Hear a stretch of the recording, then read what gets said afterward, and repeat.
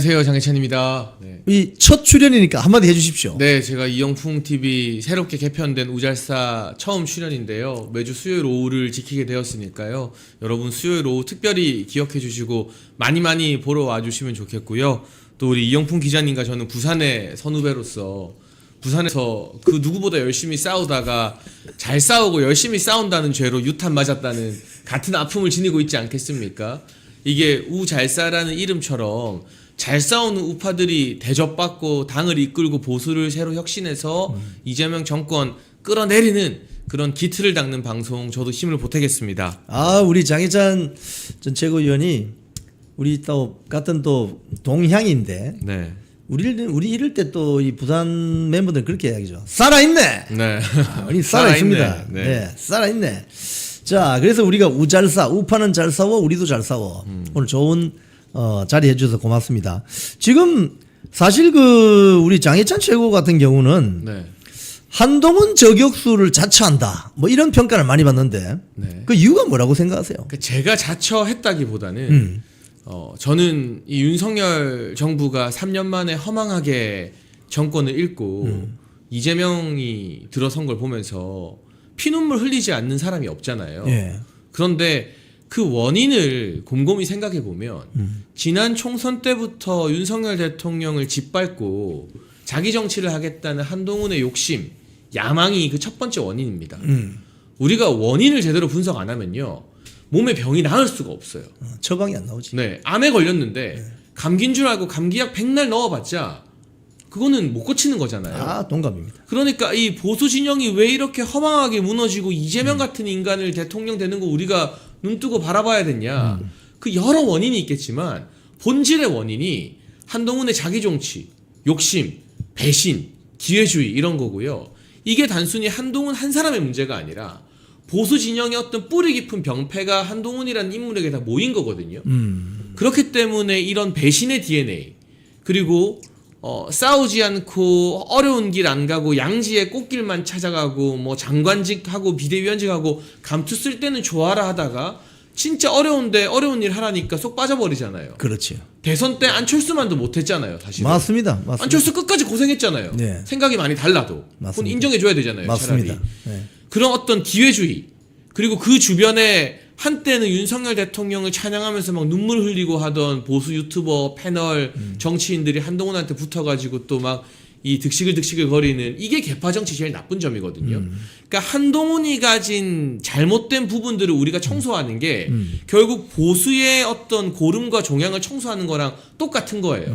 그러니까 인간 한동훈을 제가 싫어해서 저격하는 게 아니라 보수를 새롭게 하고 보수의 암적인 부분을 덜어내려면 한동훈과 그 주변 인물들을 덜어내는 것부터 시작을 해야 되기 때문에 남들이 다 야 그래도 한동훈이 다음번 미래 아니냐 대세 아니냐 할 때부터 지난 전당대회 대선 전에부터 제가 진짜 혼자 온갖 욕 들어가면서 혼자 한동훈이랑 싸우다가 맞아요. 총선 지고 탄핵 당하고 한동훈이 탄핵시키니까 그제야 다른 사람들이 장혜찬이 그때 맞았네 우리가 사람 잘못 봤다 하고 다 늦게 보신 거거든요. 그러니까 여러분 헷갈리시면 제가 먼저 가는 거 의심하지 마시고 제가 여러분보다 먼저 한동훈 아니라고 제일 먼저 말씀드렸잖아요. 믿고 따라오시면 됩니다. 네. 참 이 말씀 들으니까 지금 뭐 한남동 집회 현장 뭐 우리가 뭐 광화문 집회 현장 강남 뭐 이 그 추운 겨울에 다녔던 걸 가만히 생각해 보면 네. 왜 이렇게 애국 국민들이 이런 생 고생을 했느냐? 그 누구 때문이냐? 한동훈 때문이지 뭐. 그럼요. 네. 한동훈 이게요. 우리 국민들이 총선에서 108석 준 거는 탄핵 안 당하고 개헌 안 하는 방어선을 깔아준 거거든요. 그렇죠. 근데 그 방어선을 예를 들면 우리 6.25 전쟁으로 해보면 낙동강 최후 전선을 내부에 적이 그냥 무너뜨려 버린 거예요. 그러면 반격이 안 돼요. 만약에 이번에 그 100석의 낙동강 전선으로 탄핵하겠다 하는 걸 넘기고 윤석열 대통령께서 헌재에서 밝혔던 실체적 진실들을 알리면서 여론이 우리 쪽으로 왔잖아요. 그런 분위기가 형성됐으면 이 국정이 또 어떻게 됐을지 몰라요. 그렇지. 그리고 탄핵안이 국회에서 통과가 안 됐으면 제가 장담하건대 이재명 2심에서 무죄가 못 나왔습니다. 탄핵안이 국회에서 통과가 되면서 이제 보수도 100개 들었나 보다라는 공식적 사인이 되니까 2심 판사들이 부담 없이 이재명한테 무죄를 준 거거든요. 그러면서 이재명 대통령 레드카펫이 깔린 거잖아요. 그러면 본질은 그때 이제 많은 사람들이 증언하잖아요. 권성동 원내대표나 이런 사람들이 탄핵만을 일단 좀 막아달라. 시간 좀 벌자. 한 달이라도 좀 지켜보면서 여론 어떻게 되는지 우리가 버티자. 한동훈이 싫다. 안 된다. 대통령 내란 자백해라 했다. 나 잡아가라 했다며. 친한계 시켜서 탄핵시킨 거잖아요. 그렇죠. 그때 사실 그 좀 지난 이야기지만은 장동혁 그 의원이 왜 당대표실 들어갔다가 나오는데 사진이 찍혀가지고 뒤에는 한동훈이 뭐 희한하게 웃고 있는 장면, 장동혁은 입을 굳게 다물고 나서는 장면. 네. 그 장면에서 이제 소위 말해서 당시 그 한동훈 지도부가 와해되는 그렇죠. 그 순간인데 네. 저 사진 우리 한번 사진 한번 보여주세요. 그 사진 보면은 그 순간에도 당이 와해되고 있는데 자기는 뭐 당 대표로서 직무를 저기 나오네요. 저 사진. 저 순간을 보면은 아니 저 사람이 지금 제정신인가? 어떻게 저런 사람이 당 대표가 되었을까?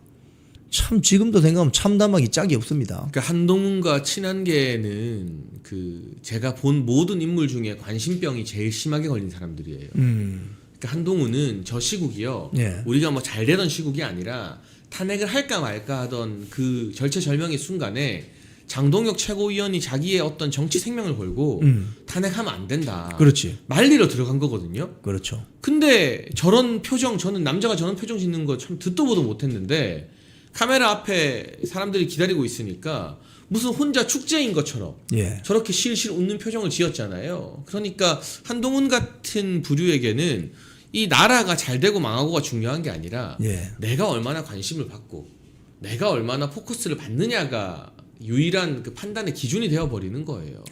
참 안타깝습니다. 지금 아까 우리 장치고 말한 것처럼 가령 작년 12월 7일, 12월 14일 탄핵 소추안 1차, 2차 뭐 투표가 있었는데 거기에 만약에 한동훈이 대통령을 탄핵시키는 건 안 됩니다라고 했다면 지금쯤 윤석열 대통령이 국정 동력을 회복해서 또 다른 시즌2로 갈 수 있는 건데. 그러니까 이게요. 저는 너무 안타까운 게 대통령실에서도 한 2주 정도만 더 시간을 벌어달라고 한동훈한테 거의 빌다시피 부탁을 했대요. 정무수석이나 이런 사람들이. 그런데 그 2주가 왜 중요했냐. 12월 7일, 12월 14일 보수 우파 국민들도 우왕좌왕했습니다. 그렇죠. 다들 정신이 나가 있었어요. 이거 뭐지? 비상계엄 했는데 실패했고 해제됐고 이거 무슨 뜻일까? 그런데 윤석열 대통령의 2차 담화가 나오고 한 그로부터 탄핵당하고 1주, 2주부터 갑자기 젊은 사람들이 물밀듯이 거리로 몰려 나오면서 그렇죠. 네. 이 전선이 형성됩니다. 5대5의 전선이 형성되고 아시아투데이에서 윤석열 대통령 지지율이 40%를 넘기면서 바람이 불어요. 민주당이 막 당황해요. 그러니까 결과적으로 더도 말고 덜도 말고 딱 2주만 시간을 벌었어도 이게 여야의 대치 국면이 형성되면서 국정을 운영할 수 있는 동력이 새롭게 생겼던 거거든요. 그런데 그 2주를 못 기다려서 한동훈이 자기 손으로 자기들이 20년 동안 업어주고 키워준 형님 뒤통수에 칼 꼽고 내가 한덕수랑 같이 정권 운영하겠다. 이른바 그 반헌법적인 뭐 정권 공동 운영 기자회견도 했잖아요. 그거는 참고로 한덕수 총리는 전혀 모르던 내용이래요.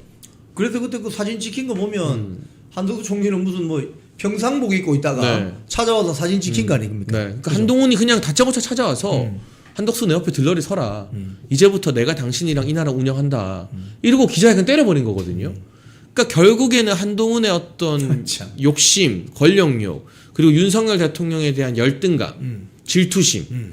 항상 뭐 지난 뒤에 알려진 이야기지만 한동훈이 검찰 때나 법무부 장관 때도 주변의 소수 측근들, 그러니까 윤석열 대통령이 아닌 자기 사람들한테는 윤석열도 대통령 하는데 내가 못할 게 뭐냐. 그리고 윤석열 검찰총장 수사 내가 다 해준 거다. 내가 다 만들어줬다. 이런 식의 이야기를 평소에 하고 다녔대요. 아하. 뒤늦게 알려진 바로는. 자, 그런데 한동훈은 그러면 정작 이재명 뭐 민주당 대표나 또는 이재명 민주당 세력과 잘 싸웠습니까?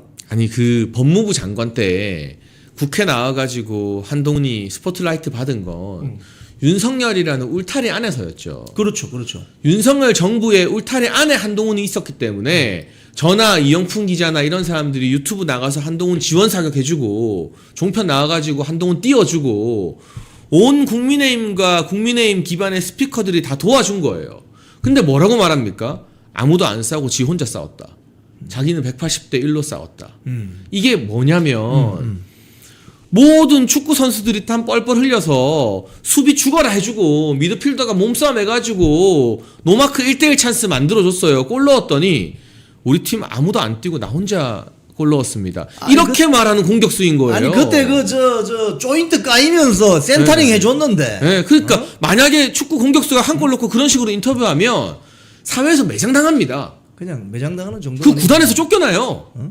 꿀밤 세게 맞을 것 같은데. 그러니까요. 근데 그런 수준의 이야기를 하고 있는 거고 그것도 김남국이 이모 씨를 이모라고 해주고 뭐 최강욱이 한국 3M을 헷갈려 하고 이런 민주당의 어떤 자살골에 힘입은 거지 막상 본인이 윤석열 정부 울타리 걷어내고 이재명이랑 맞서 싸워서 이긴 게 뭐 있습니까?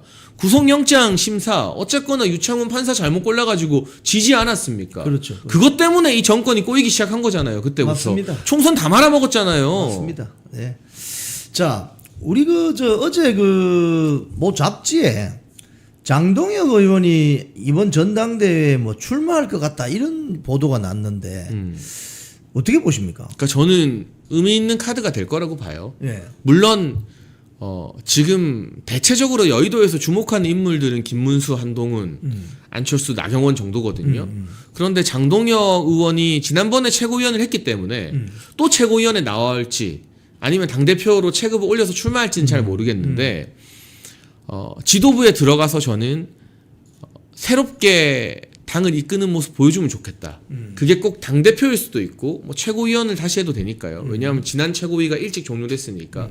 장동혁 의원이 탄핵 국면 때나 지금 김문수 후보 대선 때 참 열심히 잘했죠. 예. 그런데 저는 장동혁 의원을 되게 고평가합니다. 근데 우리 당원과 지지자들에게 갚아야 될 빚이 있어요. 어떤 빚이 있죠? 한동훈 만드는데 일조했잖아요. 같이 F4하고 막 그랬잖아요.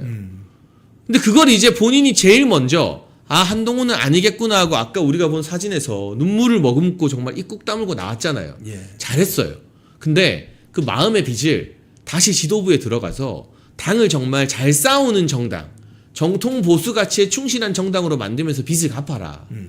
본인이 최고위원 할 때는 한동훈계 최고위원이었잖아요. 그렇지. 이제는 한동훈처럼 당을 망치는 사람들에 대해서 단호하게 처단하고 척결하는 새로운 최고위원이나 당대표가 되라. 그리고 한 번쯤은 우리 국민과 당원들에게 내가 사람 잘못 봤다. 그로 인해서 우리 보수에 너무 많은 혼란이 생겼다. 내가 잘못 저지른 죄, 내가 지도부에 들어가서 다시 갚겠다. 이런 고백을 한다면 훨씬 더 많은 사람들의 심금을 울리면서 최고위원이든 당대표든 저는 유의미한 성과를 낼 수 있다고 생각합니다. 제가 생각할 때 이 방송 여러분이 보실 텐데 우리 장동혁 의원이나 장동혁 의원 주변에 계신 분들 보시거든 자아 비판을 한번 해주라 그런 말씀을 드리고 싶어요. 자아 비판이라기보다는 반성문인 거죠. 반성문. 근데 그 반성이 딴 게 아니라 사람 잘못 본 거에 대한 반성. 그리고 내가 거기 있어 봤더니 계속 끊임없는 당정 갈등 때문에 중간에서 아마 괴로웠을 거예요. 그렇죠. 우리가 이렇게 분열하면 필패한다는 교훈을 얻었다. 다시는 그러지 않는 당을 만들겠다. 그러니까 내가 뭐 잘못했다 죽을 놈이다 이런 이야기가 아니라 이런 공적인 이야기는 충분히 할 수 있잖아요. 할 수 있죠. 그러면 더 많은 공감과 지지를 얻게 될 거다. 네, 그런 생각을 하고 있습니다. 예. 지금 이재명 정권 들어도 지금 주요 뭐 총리부터 주요 중앙부처 장관 후보자들이 쭉 지명이 되고 있는데 제가 하나하나 여쭤볼게요. 한성숙 중기부 장관 후보자는 음란물 유포해가지고 벌금 1,000만 원 받은 경력이 있던데 이런 사람 장관하면 됩니까? 그러니까 이게 네이버 대표 때 네. 뭐 본인이 처벌받은 것 같은데요. 그러니까 저는 이 장관들 목록과 뿐만 아니라 뭐 국정원의 기조실장을 대북 송금 변호사를 보내질 않나 별의별 인사들을 보면서 진짜 인생에서 하자 있는 사람들 잘 찾는다. 어떻게 골라도 이렇게 다 인생에 하자 있는 사람들만 쏙쏙 무슨 뷔페 고르듯이 고를까. 이게 이재명 기준에서는 다 자기보다 깨끗한 사람인 거예요. 아하. 이재명 기준에서는 김민석도 자기보다 깨끗해요. 야, 김민석이 8억 뭐 후원 받은 게 뭐가 죄야? 나는 대장동으로 몇백억 몇천억짜리 저수지가 있는데. 그러니까 여러분 이게 기준이 이재명이 돼버리면 김민석이든 한성숙이든 누구든 다 민주당 입장에서는 아니 이재명보다 깨끗한데 뭐가 문제냐가 돼버리는 거예요. 그러니까 대한민국의 도덕적 기준이 완전 시궁창에 박혀버린 거고 한성숙은 또 뭐가 문제냐. 네이버 대표 때 관리 잘못해서 음란문 유포로 처벌받은 거 외에도 네이버가 중소기업입니까? 대기업이죠. 네이버가 포털 대기업으로 그렇죠. IT 스타트업들, 스마트한 회사들 막 재능을 제값 안 주고 막 가져가고 막 하는 시비에도 계속 휘말리고요. 이 포털의 어떤 이 골목 상권 광고 시장에 들어오는 것 때문에 약탈적 행위를 지역 자영업자들이 되게 고생해요. 광고비를 안 주자니까 검색에서 밀리고 광고비를 주려니까 매출이 얼마 안 나오는데 돈은 없고 저는 중기부 장관 자리에 네이버 대표를 갖다 꽂는 게 상식적으로 말이 안 되는 것 같아요. 네이버가 온라인 세계의 삼성인데 삼성 네이버 나쁘다는 게 아니라 이 사람들이 잘하는 자리가 있고 중기부는 정말 중소기업 키우거나 골목상권 키운 사람을 그렇지, 갖다 놔야지 맞습니다. 인터넷 최대 공룡기업 대표를 거기다 갖다 놓으면 중소기업의 애로사항과 눈물을 뭘 알겠습니까? 맞습니다. 이 사람이. 네. 자, 그런데 이 정동영 통일장관 후보자는 보면은 본인의 그 와이프 민혜경이가 그 태양광 네. 하는 곳을 6군데나 이 인발부가 돼 있는데 아들이 2명인데 아들까지 거기에 뭐 등기이사로 돼 있다고 하는 것 같거든요. 그게 이게 문재인 정부 때부터 좌파들의 돈줄이 태양광이었거든요. 예. 그 얘네가 태양광 등록하고 이 기반이 또 호남이잖아요. 지금 호남에 가보면요. 그 아름다운 우리의 산과 들과 밭이요. 흉물스러운 태양광 패널로 쫙 깔려 있어요. 그 사진 같은 거 여러분 인터넷에서 한번 찾아서 보면 마음 아파서 못 봅니다. 차라리 민둥산이 낫지. 우리나라 그 아름다운 산과 들이 검은색 흉측한 중국산 태양광 패널로 도배가 돼 있어요. 그러면 국가에서 보조금을 어마어마하게 때려준 거예요. 그러니까 허위네라고 운동권 대부가 그렇지. 예. 그거 하다가 막 걸리고 처벌받고 막 그랬잖아요. 수사받고 불법으로 보조금 어마어마하게 받아가지고. 그러니까 정동영도 돈 냄새를 맡은 거예요. 와이프랑 아들까지 태양광 업체에 다 등록시키고 등기 임원시키고 자기가 태양광 지원 법안 낸다는 게 이게 전형적인 이해 충돌이고 깜빵갈 사안이죠. 이건 카르텔이죠. 사실은. 카르텔. 네. 이 외교장관 후보자 조현이는 뭐 미국은 노예 자발적 노예의 나라다. 뭐 흑인으로 태어나면은 뭐 할렘에서 뭐 흑인으로 태어나면 뭐 총을 맞아 죽을 가능성이 없다. 이런 인종차별 발언 이거 미국 같으면 장관 후보자 못 될 것 같은데요. 그냥 사회 매장이죠. 이런 레이시즘에 입각한 발언은 미국 같은 나라나 유럽에서는 바로 사회 매장입니다. 정계 은퇴입니다. 그렇죠. 그리고 우리나라 입장에서 제일 중요한 상대국이 어디죠? 미국입니다. 지금 트럼프와 전화 통화도 사흘 만에 하고 G7까지 가서 트럼프 얼굴도 못 보고 왔잖아요. 이 중요한 시국에 반미 인사들이 연달아 줄줄이 고위직에 임명된다. 외교부 장관이라는 작자도 미국을 비하하고 미국이 지금 그리고 흑인들과 히스패닉의 표가 엄청 세거든요. 그런데 그 사람들이 이렇게 인종차별적 발언했다는 게 알려진다. 이게 미국 정가에서 다 약점으로 갖고 있어요. 당연하죠. 그러면 이제 비공식 고위 실무회담이나 관세 협상할 때 이런 거 들먹으면서 야 우리가 이런 거 문제 삼아 볼까? 너네 우리한테 양보해 하면 그 자리에서 대한민국 국익 몇 조가 날아가는 거예요. 협상력이 현격하게 떨어지죠. 관세 협상 1% 더 땡겨오냐 마느냐 가지고 몇 조 몇십 조가 날아가잖아요. 그리고 아까 우리 이영풍 기자도 말했지만 조현 배우자는 한남동에 도로에 투자를 했는데 그것도 참 이해 안 돼요. 도로에 왜 투자를 하죠? 보면은 보수 우파들이 다 돈 버는데 바보들이거든요. 보면 저는 주식도 안 하고 코인도 일절 안 하는데 네. 저는 도로를 살 수 있다는 걸 이번에 태어나서 처음 알았어요. 그거를 사고 팔 수 있는지도 몰랐어요. 근데 이런 좌파들은 눈이 시뻘개져서 도로 샀더니 공교롭게도 좀 있다가 재개발돼서 1억짜리가 11억, 10배, 11배가 돼버리고 그리고 도로도 혼자 산 게 아닙니다. 3명에서 쪼개서 샀어요. 쪼개기 투자는 투기꾼들이 전형적으로 들어가는 수법인 거거든요.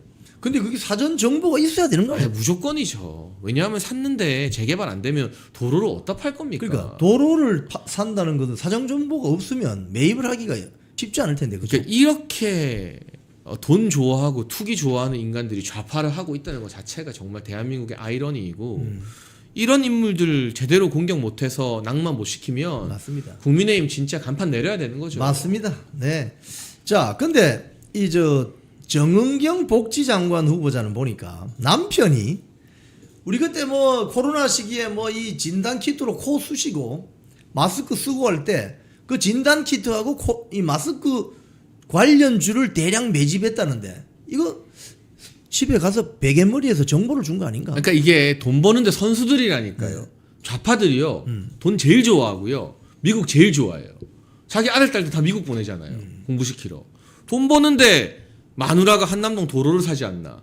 남편이 코로나 시국에 와이프가 온 국민이 보는 생중계에서 마스크 껴라. 진단키트 전국에 배포해라 하는데 이때다 싶어서 마스크랑 진단키트 회사 주식을 산다? 그거 몇 배나 벌었을지 청문회에서 자료를 제출할지 모르겠지만 이렇게 돈 좋아하는 인간들이 내로남불하면서 막 낡은 구두 신고 30년 된 가방 들고 다니고 근데 지들 강남 아파트 값은 몇십억이 뛰고 이 좌파의 위선과 내로남불 정은경도 예외가 아니고요. 원래는 이 문제 때문에 낙마했다고 들었어요. 처음에 초기에 네. 그죠? 초기에 이 검증에서 떨어졌다고 들었는데 뭔가 지금 의정 갈등이나 이런 걸 해결하기 위해서 총대맬 의료계 사람이 필요했나 봐요. 정치인 출신들이 아니라.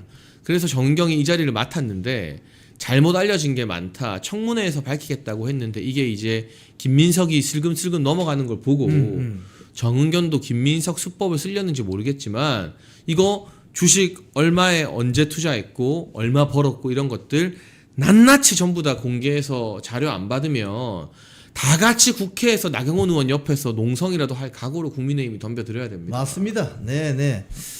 지금 그 교육장관 후보자가 공교롭게 그 방통위원장 이진숙 방통위원장과 동명이인인데 이 챗 GPT로 뭐 질문을 해가지고 답이 나오면 그걸로 논문을 쓰게 하는 그 논문 표절률이 그 70%가 넘었다고 하는데 이거 지식 절도죄 아닙니까 이거? 그러니까 좌파들이요. 김건희 여사 논문 그 프로그램 돌려보면 뭐 일치율이라고 하죠. 기존 논문 문구들과 일치율. 29% 나왔다고 개거품 물고 난리를 치고 결과적으로는 지금 뭐 학위를 취소시키니 뭐니 막 부관 참시를 하고 있잖아요.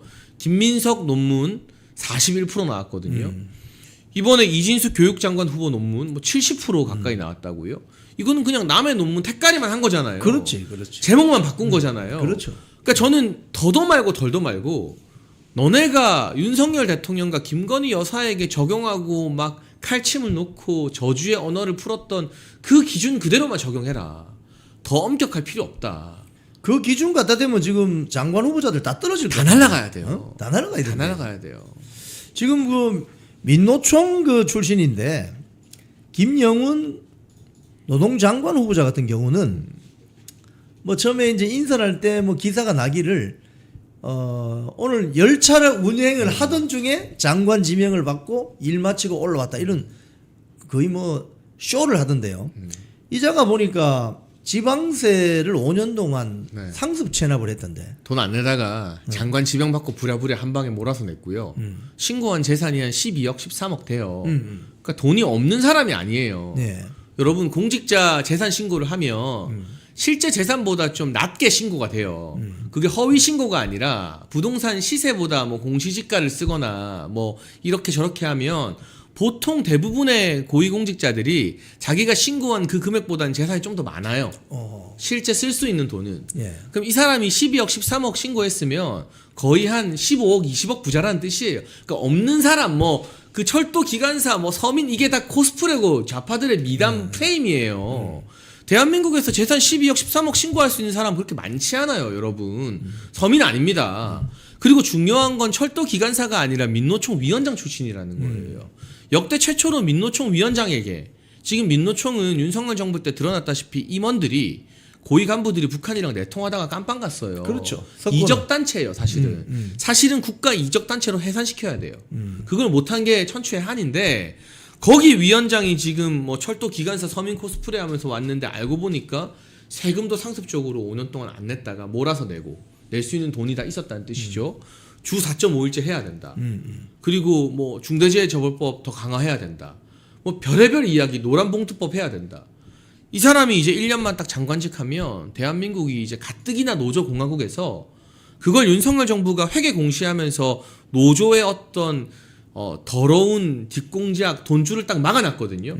이것도 이제 양대 노총에서 회계 공시 다시 없애달라고 하고 있잖아요.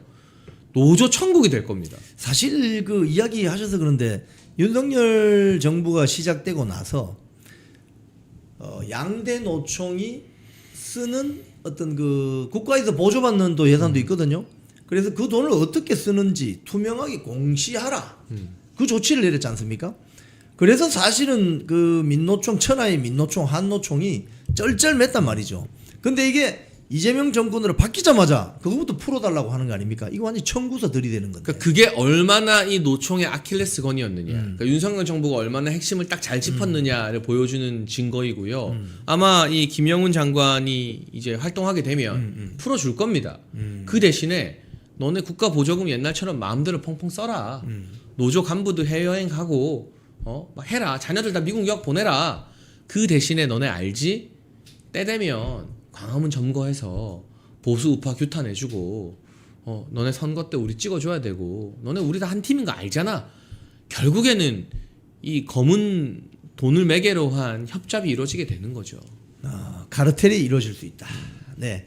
자, 오늘 우리 장해찬 최고위원 우리 스튜디오에 처음으로 출연하셨어요. 오늘 이런저런 주제를 가지고 이야기를 많이 들어봤습니다. 우리 장해찬 전 최고위원 언제나 논리정연하게 설명해주는 이 능력과 스킬 대단합니다. 이런 젊은 정치인들이 앞으로 소중한 역할을 할 수 있도록 이 방송 보시는 여러분들이 많이 응원 격려해 주셨으면 좋겠어요. 지금 이제 국민의힘이 지금 전당대회를 8월 중순으로 예정하고 있잖아요. 네. 새 당대표 이 뽑으면 좀 반격이 가능하겠습니까? 어떻게 보세요? 저는 지금 보니까 마이크를 조금 당겨주세요. 네. 앞으로 조금만 당겨주세요. 괜찮으신가요? 예. 전반적으로 되게 조금 무기력한 것 같고 좀 이렇게 국회의원들이 특히 이제 지금도 이 당이 영남권 중심이잖아요. TK, PK 빼면은 사실은 지역적 기반이 없다시피 한데 이 TK 분들이 가장 좀 뭐랄까요? 가장 이렇게 뒷줄에 서가지고 아무것도 안 하고 무사안일한 모습을 보고 있으니까 이 당이 이렇게 조금 침체되고 지지층들한테 굉장한 실망감을 주고 있지 않나. 그러니까 지금 나오는 얘기들이 그 뭐 일부 그 친한계 의원들이 뭐 당원 가입한다 그러고 그 일부의 한 줌의 그 친한이라고 불리는 그 사람들이 뭐 기성매체 나와가지고 계속 윤석열 대통령 비판하고 그리고 이제 한동훈 띄우고 이런 그러니까 당을 되게 비판하는데 거기에 대해서 어떤 뭐 당의 터줏대감이라고 할 수 있나요? 뭐 이런 TK 분들이 뭐 굉장히 이렇게 활력 있는 모습을 보여주는 게 아니라 뭐 벌써부터 지방선거 대비해서 몸살이고 그다음에 이제 뭐 줄 서고 이렇게 기회주의적으로 간 본다 그러죠. 뭐 그런 이제 보신주의적인 모습을 보이는 데다가 또 문제가 뭐냐면은 이 당의 가장 고질적인 문제가 뭐 웰빙 노년당 이런 거잖아요. 지금 그 TK에 좀 솔직히 말해서 그거 보세요. 아무도 그런 얘기를 안 하는데 TK 쪽에 계신 지역구 의원 그 연령대라든지 선수를 보면은 전혀 참신함이 없고 그리고 뭐 그 청년이라고 나온 그 우재준 씨 그 사람이 이제 한동훈계로 알려져 있는데 그런 사람들 보면은 어떻게 해서든지 이미지 이쁘게 포장해가지고 다음에 공천 받아야지 이런 생각이 읽히잖아요. 예. 그렇다고 제대로 된 무슨 정풍운동을 일으키는 것도 아니고 그래서 무조건 이제 물고 늘어뜯는 게 그냥 허수아비처럼 뭐 친윤당이다 뭐 맹윤당이다 이러고 있는데 아니 도대체 여기 친윤이 어디 있습니까? 그냥 기회주의자들 도망간 사람들만 있을 뿐이지. 그러니까 이게 지금 허수아비를 놓고 지금 뭐 그 리더십을 세운다, 허수아비를 놓고 뭐 당을 개혁한다 이런 게 전혀 지지층들한테는 참 와닿지 않는 방향성이다. 그래서 이런 식으로 간다면은 뭐 그냥 인물만 계속 돌려막기 해서 뭘 하겠습니까? 그냥 간판만 바뀌어지는 것이고 근본적인 당의 체질이 개선이 안 되는 거죠. 그래서 저는 이 당을 만약에 누가 뭐 혁신한다 그러면 저는 예를 들면 이제 좌파 같은 경우는 그 어떤 제가 아는 언론인 분이 되게 재밌는 표현을 쓰셨는데 내신 성적이 중요하다. 그러니까 그 좌파들은요, 그 더불당은 이렇게 다 체크를 한대요. 각 의원들이 어떤 퍼포먼스를 보이는지, 뭐 당원은 얼마나 가입하는지, 뭐 아니면은 뭐, 그러니까 뭐 신문사 기자들은 그런 거잖아요. 부스 확장돼 이런 거잖아요. 그렇듯이 항상 이제 그 국회의원들이 항상 자기들 밥값, 표값 돈값은 해야 된다. 그래가지고, 예, 얼마나 많이 이렇게 지역에서 활동을 하는지, 당원을 가입하는지, 그리고 뭐 공약 실천을 하는지, 지금 뭐 당원 가입한다고 나오는 사람들이 그 친한계 당을 먹겠다고 하는 사람들 친한계들이 지금 좌판 깔아놓고서는 네. 맨날 무슨 팬클럽 모집하듯이 당원 모집하고 있는데 지금 국민의힘 의원들 중에 이번에도 그 원내대표가 뭐 이렇게 뭐 또 사죄하고 뭐 비상계엄에 대해서 사죄 전문당이에요. 지금 사죄를 할 게 아니라 지지층들한테 어떤 만족을 주고 어떤 정치 효능감을 주고 무슨 퍼포먼스를 보여주는지 내신 성적 좀 관리를 해야 되는데 기강도 없고 뭐 군기반장도 없고 아무도 내신 관리를 안 하니까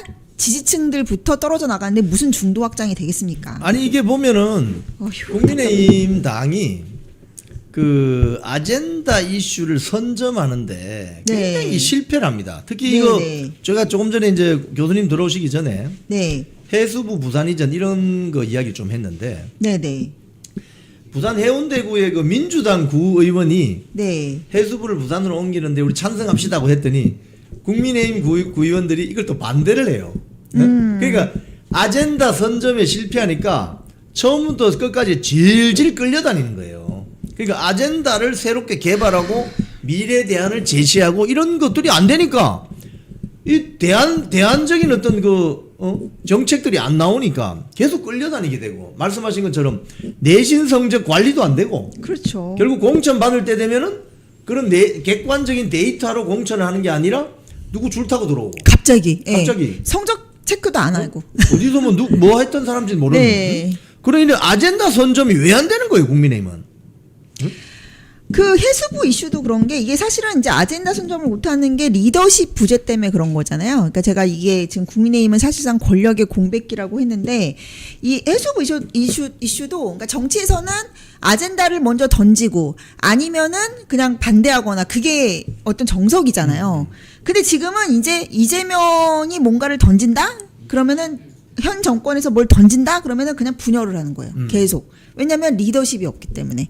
그러면 확실히 뭐 반대를 해가지고 해수부 이전을 반대하면서 대안을 제시를 하던지 그러면은 그런 리더십으로 뭐 다른 충청권 의원들이나 이런 쪽을 내세워가지고 뭐 반대하는 특위를 내세우고 대안을 제시해가지고 그러니까 전선을 그으면서 대안을 제시하는 그런 모습이 있어야지 사람들이 저 사람들은 그래도 확실한 방향성이 있구나 리더십이 있구나 그렇게 생각할 텐데 이거는 그냥 오합지졸이고 당나라 군대인 거죠. 예. 그러면은 이러면은 차라리 그냥 아예 대응하지 한만 못한 거죠. 예. 그냥 무시작전을 쓰는 것만도 못한 그런 상황이 됐다. 저는 그렇게 봅니다. 당대표 이야기 좀 해봅시다. 한동훈 당대표 후보 나와야 됩니까? 그러니까 지금 제가 봤을 때는 한동훈 당대표가 지금 딱 전형적인 유승민 시즌2의 길을 가고 있다라고 저는 생각이 됩니다. 유승민 시즌2. 왜냐하면 그 유승민 씨가 이분을 되게 지지를 오래 하신 분들이 많이 돌아섰거든요. 친 유승민에서 이탈하신 분들이 상당히 많잖아요. 뭐 대표적으로 뭐 예전에 뭐 신원식 장관 같은 분들, 뭐 그런 분들 등등 해가지고 제가 아는 유승민계의 정치인들만 해도 다 이렇게 이탈하고 유승민은 아니야라고 그렇게 이제 생각하신 분들이 많은데 이제 제가 그런 분들을 좀 인터뷰하거나 이렇게 취재를 해보니까 너무 간을 보니까. 그러니까 계속 선거에 나와서 어쨌든 지지층들한테 심판을 받고 해야 되는데 계속 이번에 나가면 안 될 것 같으니까 그리고 또 대구를 벗어나면 무서우니까 막 계속 미루는 거예요. 그러니까 선거 안 나가고 저번에도 뭐 총선도 안 나가고 계속 안 나갔잖아요. 오세훈 시장은 어쨌든 뭐 광진을해라도 나와가지고 고민장한테 떨어져가지고 그 개망신을 당하더라도 어쨌든 나왔잖아요. 그리고 뭐 서울시장 당대표도 나와서 또 떨어졌잖아요. 그러니까 근데 사람들이 이렇게 떨어질 때 그 낙선이라는 게 사실은 지지층들한테는 어떤 그게 부채의식을 갖게 하는 거거든요. 저 사람이 저럴 만한 사람이 아닌데서 안타까워. 근데 유승민 씨는 절대 자기 돈도 안 쓰고 자기가 나와가지고 안 될 것 같은 데는 그러니까 머리가 너무 좋은 거죠. 계산이 딱 그러니까 이번에 안 될 거니 계속 빠지는 거예요. 그리고 이분이 맨날 중수청을 얘기를 했는데 저는 뭐 수도권 정치인인가 그랬어요. 잘 몰랐을 때 정치를. 알고 봤더니 뭐 완전히 뭐 TK의 터줏대감인데 그리고 TK 선거 치를 때도 막 박근혜 대통령 사진 올려놓고 했던 사람이 그러니까 자신의 정치적 아이덴티티가 완전히 이제 정통 보수라고 그렇게 했던 사람이 박근혜 대통령 그렇게 탄핵시키는데 큰 책임을 지고 그랬는데 또 선거도 안 나와. 자기 계파들은 있는데 챙겨주지도 않고 이러니까 신임을 잃은 거예요. 저 사람은 리더로서 싸우질 않는구나. 지금 근데 한동훈도 지금 그런 상황이죠. 한동훈이 이제 약발 떨어지니까 양반. 이번에 정성국인가요? 정성국 씨가 또 막 나와가지고 뭐 어디 김현정 쇼에 나와갖고 한동훈이 5대5 정도로 나온다고 했는데 4대6으로 바뀌었다면서 아니 그러니까 김현정 쇼 이런 데가 완전히 무슨 친한 게 사랑방입니까? 나와가지고 무슨 한동훈의 무슨 뭐 심중이 어떻고 한동훈 주변 사람들이 어떻고 막 업데이트 근황 토크를 하고 있어요. 한동훈에. 그런데 그것도 황당한데 어쨌든 4대6으로 주변 사람들이 한동훈을 말리고 있다. 이번에 나오면은 또 뭐 똥물 뒤집어 쓴다. 지방선거 뭐 질 게 뻔한데 왜 나와가지고 패배를 독박 쓰느냐. 망신당하기가 이제 두려우니까 또 간보기 모드로 들어가서 와, 이 사람은 정말 정치하는 스타일이 너무 유승민 시즌2다. 그리고 유승민 씨 상당히 불쾌할 것 같아요. 자기가 했던 말 뭐 중수청 이런 거 그대로 저작권도 안 내고 그대로 표절하고 있어요. 표절하고 있는데 오로지 한 줄 라인 다른 거는 뭐냐면은 제가 계엄을 막았습니다. 이거. 예. 계엄 아니었으면 한동훈이 지금 나올까 말까 지금 보도가 이제 그 측근들을 통해서 가령 부산진 갑의 그 정성국 또는 뭐 또 전 최고위원회 했던 김종혁 뭐 이런 입을 통해서 살짝 여론을 떠보는 것 같은데 맞아요. 네. 제가 봤을 때는 이번에 나오면 아마 떨어질 것 같은데. 그렇죠. 아마 자기들도 알 거 아닙니까, 그죠? 네. 그러니까 아마 나가지 않는 게 좋겠다. 저도 이제 여론조사를 돌리고 있거든요. 그래서 이제 저도 그 데이터가 나오면 더 확실히 알 수 있을 텐데 한동훈은 이제 유승민의 길을 가는 거기 때문에 처음에는 뭐 유승민 씨도 아주 그냥 뭐 황태자였잖아요. 원내대표로 친박에 계속 엘리트였고 심지어 유승민 씨는 좌파에서 많이 띄워줬기 때문에 굉장히 그 이미지가 좋았습니다. 좌파에서. 그래서 계속 역선택으로 하면 1위가 나오는 게 그런 이유예요. 그러니까 유시민하고 헷갈릴 정도로 사람들이 좌파 지식인으로 알고 있는 사람도 많아요. 근데 한동훈 씨는 전반적으로 이미지가 별로 좋지가 않다. 찐윤 출신인데 배신한 사람이어가지고. 그리고 이제 뭐 처음에 떴을 때도 뭐 민주당하고 싸우면서 이제 뜬 사람이잖아요. 민주당하고 싸웠던 사람인데 이제 그 총구를 이제 이쪽 내부로 돌렸기 때문에 별로 경쟁력이 점점 떨어지는 거죠. 지지층들한테. 자, 그러면 앞으로 그 이번 전당대회에서 뭐 김문수 전 직전 대선 후보라든지 또는 지금 장동혁 뭐 의원이 나온다는 지금 이야기가 지금 돌고 있는데 어떻게 보세요? 저는 이 두 분이 꼭 나와서 주셔야지 이 당한테도 지금 필요하고 그다음에 이 두 분의 어떤 정치적인 인생이랄까? 뭐 그 본인들의 정치적 성장을 위해서도 필요하다고 생각해요. 왜냐하면 지금 너무 당이 어렵잖아요. 그러니까 지금 사람들이 지금 그래도 국민의힘에 떠나지 않고 지켜보시는 분들이 정말 찐 보수 우파, 자유 우파 분들이라고 생각해요. 애국심으로 지금 계속 지켜봐 주시는 거지. 솔직히 웬만하신 분들은, 그러니까 소위 그분들이 말하는 자기들이 말하는 뭐 중도 확장 이러는데 중도인 사람들은 뜨내기예요.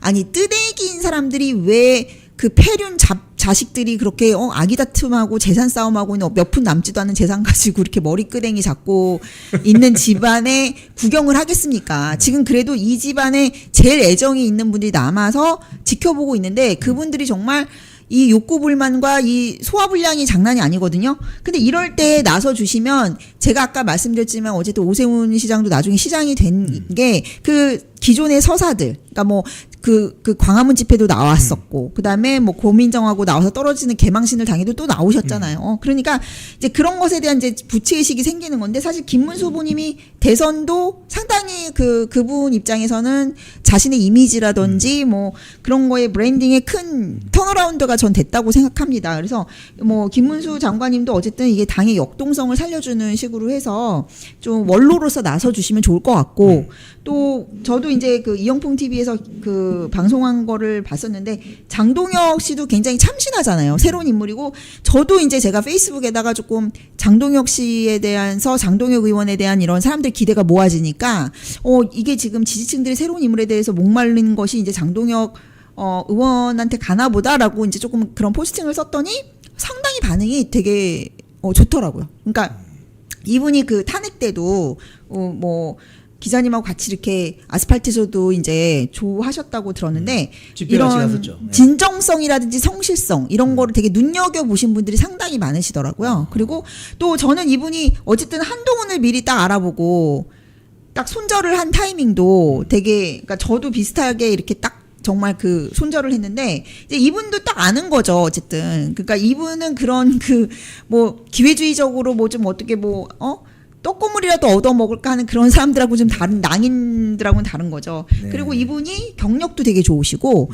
그리고 이제 이게 좀 지나가는 말일 수도 있는데 제가 그 변호인단 활동도 열심히 하시고 여러 가지 활동 열심히 하시는 이제 활동가 하는 그 젊은 변호사님을 만났는데 이제 국회에서 행사가 있어가지고 이렇게 오며 가며 이렇게 자주 보면은 되게 그 아우라가 있다는 거예요. 근데 그게 막 뭐 잘생기고 뭐 이런 게 아니고 광채가 납니까? 막 그런 좀 약간 보수다운 그런 위험 그런 게 좀 느껴지는 분이라는 얘기를 되게 많이 들었어요. 되게 꼿꼿하시고 그래서 그러니까 그런 느낌 있잖아요. 좀 네. 이렇게 듬직한 듬직한 좀 믿을 만한 맏아들 느낌이 난다. 예, 가볍지 않다. 그런 네. 얘기들을 많이 하십니다. 자, 그래서 김문수, 장동혁 우리 김문수 네. 전 대선 후보 그리고 장동혁 의원은 오늘 심규진 교수님의 전망대로 당 대표 선거에 나오시기 바랍니다. 아, 저도 나오셨으면 좋겠어요. 그래서 조금 이게 그래도 지지층들이 좀 이렇게 마음을 이렇게 몰입을 해갖고 그래도 우리가 희망이 있다라는 위안이 좀 되고 하는 전당대회 조금 약간 그렇죠. 위로 겸 축제가 되는 전당대회가 됐으면 합니다.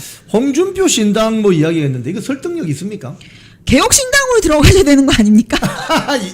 이준석하고? 예. 예. 아니 근데 홍준표하고 이준석은 지지층이 상당히 많이 겹쳐요. 예, 겹치고 캐릭터도 겹치고 네. 사실 둘이 그리고 뭐 본인들이 어쨌든 그 독고다이고 약간 좀 이렇게 뭐 네 가지가 없다 뭐 이런 식의 정치를 하잖아요. 그러니까 그런 면으로도 자기들이 뭔가 멘탈이 통하는 게 있으니까 뭐 둘이 이제 힘을 합쳐보면 좋을 텐데 또 둘이 붙으면 또 서로 막말하면서 싸우지 않겠습니까? 예. 그러니까 투닥투닥거리는 할아버지와 손자의 모습을 재현하면서 예. 아니 좀 개혁신당 제발 가셨으면 좋겠어요. 예. 개혁신당으로. 예. 지금 나경원 의원이 어제까지 그 로텐도홀에서 일주일 농성을 했는데 오늘 아마 국회 본회의에서 김민석 총리 후보자 인준하자고 표결이 통과될 것 같아요. 어제 저도 오후에 갔다 왔는데 아니 농성하는 사람에게 지금 바캉스 뭐 농성 이런 이야기 하는 걸 민주당도 그렇지만 이 친한계 저 세력들이 하는 거 이게 문제 아닙니까? 저는 그런 것도 있고 그 김종혁이라는 분이 제가 웬만하면 어떤 특정인을 실명 거론해선 하진 않는데 이분이 나경원 의원을 이런 식으로 저열하게 공격을 하니까 진짜 이분이 무슨 그 어쨌든 주류 언론에 상당히 영향력 있는 매체에 무슨 편집국장까지 하신 분인지 의문이 들고요. 그리고 이분 뭐 평소 그런 너무 많은 그런 것들이 많으니까 그런 거는 얘기는 안 하겠지만 나경원 의원님한테 이렇게 하는 걸 보면은 뭐 이 사람들이 되게 막 뭐 중도 확장 운운하면서 되게 PC적인 거를 강조하는데 정말 좌파 이중대 같은 내로남불이다. 저는 나경원 의원님을 상당히 이렇게 폄훼하면서 이분이 지금 수도권에서 5선을 하신 분이에요. 그렇죠. 그리고 당에 정말 중요한 자산이고 이 정도의 무게감이나 이 정도의 대중성이 있는 정치인이 없어요. 그러면은 기본적으로 정치 선배를 존중하는 그런 마음이 깔려 있어야 되는데 상당히 그런 언어 하나하나에서도 굉장히 좀 여성 폄하적인 게 저는 많이 묻어난다고 생각하거든요. 심지어 뭐 화장을 했는지 안 했는지 화장은요 한동훈 대표가 하고 다니고 있어요. 제가 진짜 열받아. 아니 진짜 제가 웬만하면 이런 얘기 안 하겠는데 제가 이 김종혁 씨가 하는 말이 굉장히 비열하고 참 이분의 인격이 조금 아니다라고 느껴진 게 나경원 의원을 그 여성 폄하하듯이 화장을 했는지 안 했는지 뭔가 이렇게 꾸며진 모습을 보인다는 식으로 그 나경원 의원한테 그 가해지는 좌파들의 공격 있지 않습니까? 피부과 공격 이런 것들을 건드리는 거예요. 그러니까 이 한동훈 개라고 하는 이 김종혁 씨의 그런 언어의 그 품행의 천박함이라는 게 이준석하고 다르지 않아요. 사람들이 가지고 있는 그 약자에 대한 그 그러니까 약자에 대한 어떤 가학적인 심리, 그리고 여성에 대해서 이렇게 시기 질투하는 좀 외모가 굉장히 좀 출중한 여성에 대해서 그렇게 시기 질투하는 심리, 잠재의식을 건드리는 언어를 쓰는데 화장은요, 여러분 메이크업을 하고 다니는 건 한동훈 대표고요. 그리고 제가 처음에 한동훈을 되게 좋아하다가 되게 손절하신 좀 이렇게 분들 어르신분들 얘기를 들었는데.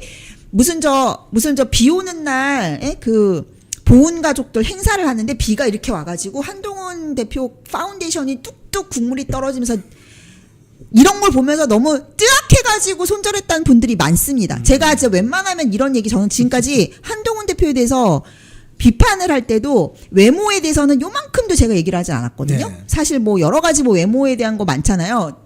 좌파의 그 김어준이 뭐라고 얘기했냐면 김어준이 패널들하고 끼기덕거리면서 그렇게 외모 집착층이 기괴할 정도로 심한 사람은 처음 봤다고 얘기를 하는데 좌파들도 저는 단 한 번도 외모의 외자도 꺼내지도 않았고 뭐 가의 가짜도 안 꺼냈는데 이 김종혁이라는 분이 맨날 한동훈 찬양하고 그러고 다니면서 나경원 의원한테 화장 얘기를 했기 때문에 저도 화장 얘기를 하는 겁니다.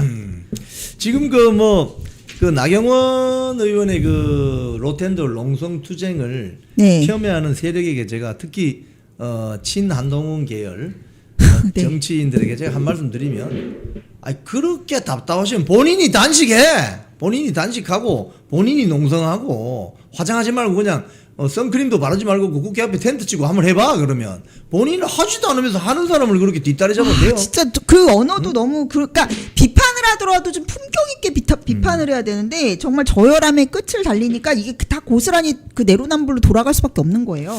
자, 마지막 질문 한번 드리겠습니다. 이거 지금 장관 후보자들이 여러 명이 지금 이제 내정이 되어서 청문회를 기다리고 있는데 네. 무슨 어떤 장관은 음란물을 유포해서 벌금을 1,000만 원을 받지 않나, 또는 뭐 가족들이 뭐 태양광 사업에 카르텔이 되질 않나, 뭐 지방세를 상습 체납하지 않나, 뭐 논문 GCPT 저 표절률이 뭐 70% 가까이 되지 않나, 이거 뭐 인종차별 발언을 하지 않나. 왜 이렇게 이런 하자가 많은 장관 후보자들이 왜 나오는 거죠? 저는 그게 이재명 대통령의 아주 그 고도의 전략 같아요. 어떤 전략이요? 그 보니까 다 보면은 흠결이 있는 사람이거나 아니면 그렇게 비굴한 사람들을 꽂잖아요. 심지어는 무슨 저 송미령 장관 이런 사람들이 지금 이해를 못 하고 있잖아요. 그 자리를 왜 받아? 맞아. 그진가? 막 이런 생각이 들잖아요. 양심도 없고 무슨 저 자기만의 그 자존심도 없나? 이런 생각이 드는데 그런 식으로 되게 사람들한테 이제 굴욕감을 맛보게 해가지고 우파 국민들한테 굴욕감을 맛보게 하는 것과 동시에 그러니까 그런 사람들 있잖아요. 되게 하자가 많은 사람들. 그러니까 이거 완장 하나 채워주고 뭐 권력 하나 이 조그만 거에 막 달겨드는 그런 그 파워 헝그리한 사람들을 딱 진열을 시키면서 본인의 어떤 그 뭐라고 할까요? 그 극악무도한 그 권력지향성이라던가 굉장히 그 사람들이 사악하게 비춰지는 본인의 형수한테 무슨 정말 듣도 보도 못한 욕설을 한 그런 약간 인격적인 결함이라던가 이런 것들을 다 가리기 위한 고도의 책략이 아닐까 저는 그런 생각이 듭니다. 그렇군요. 자, 오늘 우리 신규진 교수님하고 네. 좀 여러 가지 사안에 대해서 대담해봤습니다. 마지막 한 말씀 해주시죠. 저는 국민의힘이 조금 떳떳하고 좀 그랬으면 좋겠어요. 안 그러면은 떳떳하고 당당한 모습으로 지지층들을 확실히 이렇게 딱 잡고 리드하지 못하는 모습을 보인다면은 뭐 어떤 혁신위가 오든 어떤 새로운 인물이 되든 다 그건 말짱 도루묵이고 지지층한테 버림받는 그런 정당이 될 것이다. 왜냐하면 본인들이 그렇게 패륜적으로 지지층들의 열망을 모아서 탄핵 반대 저지를 했는데 본인들이 탄핵을 시켰잖아요. 고작 12명을 막지 못해서.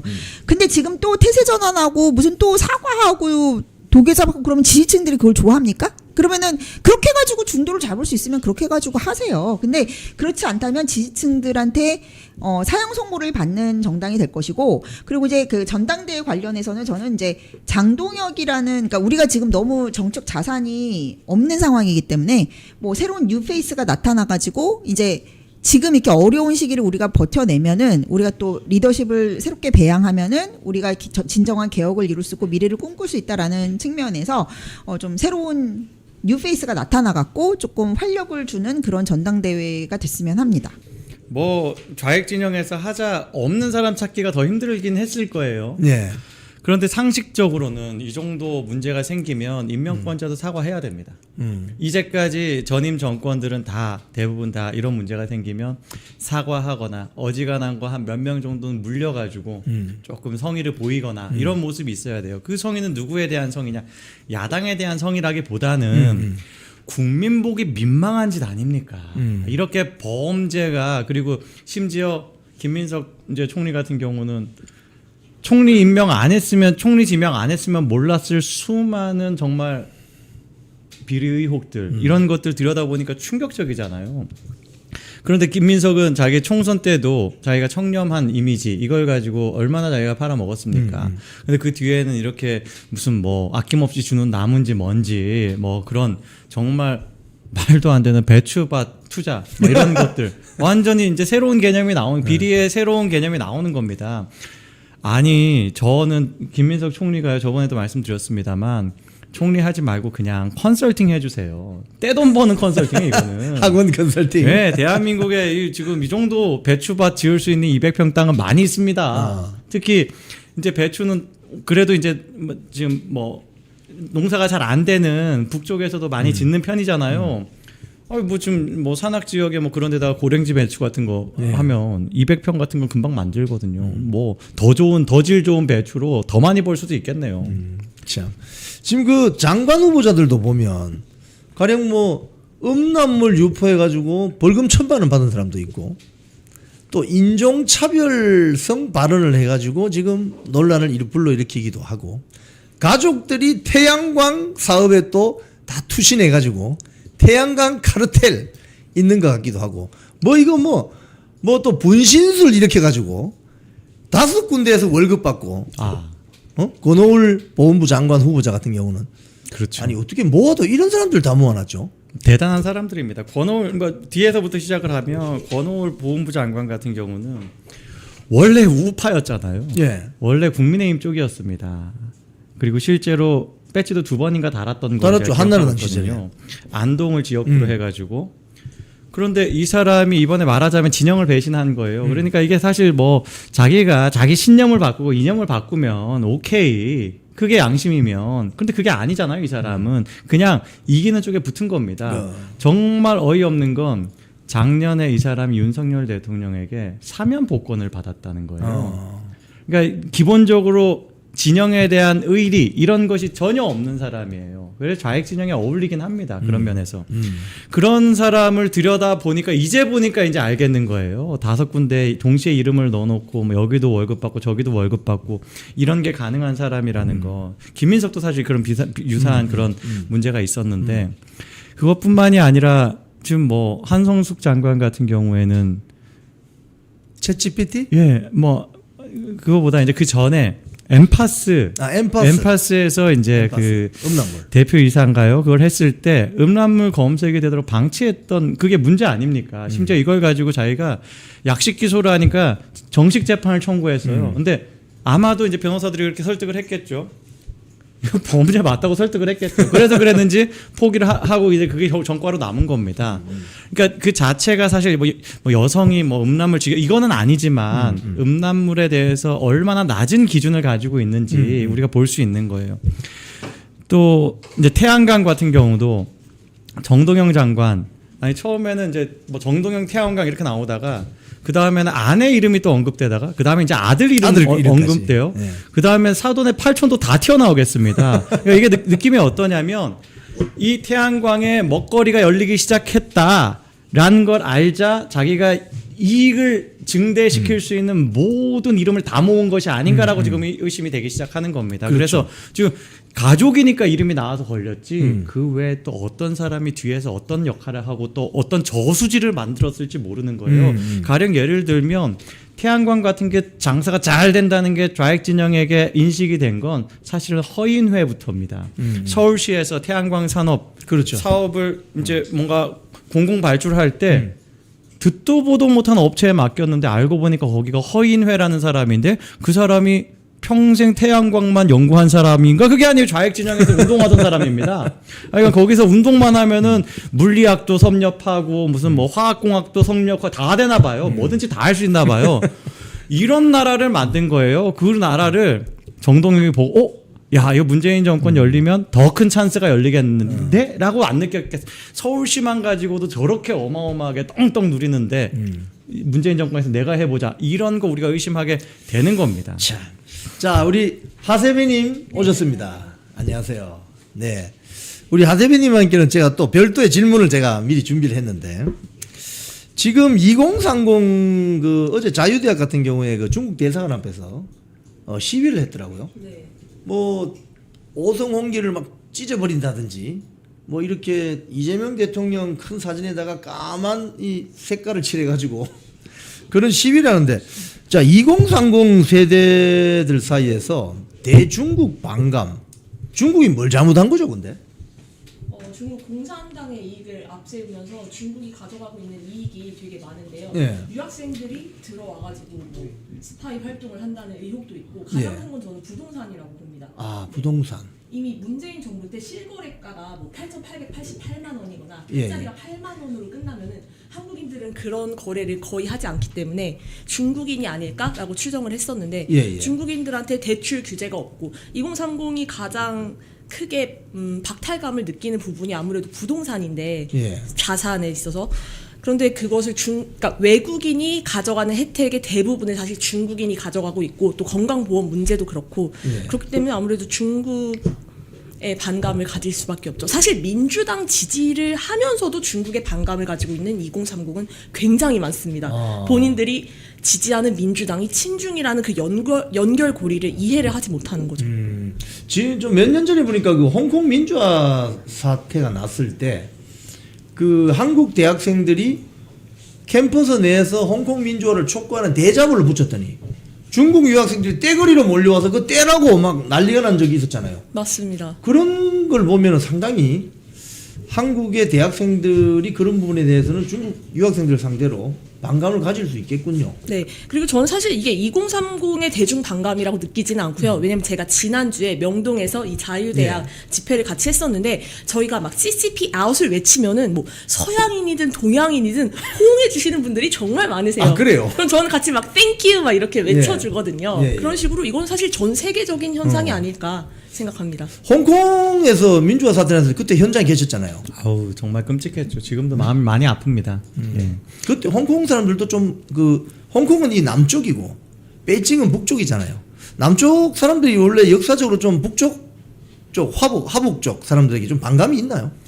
지금 중국은 그런 개념은 아니죠, 사실은. 네. 예, 뭐 좀 더 이제 뭐 교류가 많고 섞여 있고 그런데 이제 굳이 이제 나누자면은 뭐 샹하이와 베이징 이렇게 나눠가지고 공산당 내부의 어떤 이분법적으로 이제 해석하는 경우는 있는데 그 외의 것들 사실 그렇지 않습니다. 그 외의 것들은 그냥 공산당이라는 독재 권력의 지배를 받는 쪽 아니면 그걸 누리는 쪽 이런 차이일 뿐입니다. 홍콩 사람들은 지금 공산 독재에 대해서 한 거를 해봤고 그리고 정말 끔찍하게 패배해서 지금 침묵하고 있어요. 굉장히 끔찍합니다. 그 사람들이 떠날 수 있는 사람들은 떠났어요. 책임을 져야 될 것 같은 사람들 이미 다 책임을 지거나 아니면 책임진다면 감옥 가 있는 거고 감옥 들어가면 새로운 죄를 계속 만들어가지고 또 기소해가지고 평생 감옥에 있게 만들려고 합니다. 그 중에 우리가 잘 아는 우산 혁명의 조슈아 웡이라든가 이런 사람들이 있거든요. 그 외에